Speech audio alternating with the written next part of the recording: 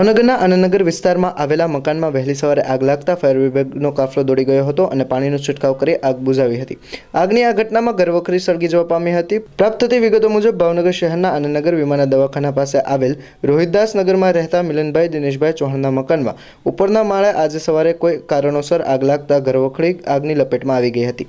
આ બનાવ અંગે ફાયર વિભાગને જાણ કરવામાં આવતા ફાયર વિભાગની ટીમ દ્વારા ઘટના સ્થળે પહોંચી પાણીનો મારો ચલાવી આગ બુઝાવી હતી। આ ઘટનામાં ઘરવખરી સળગી ગઈ હતી।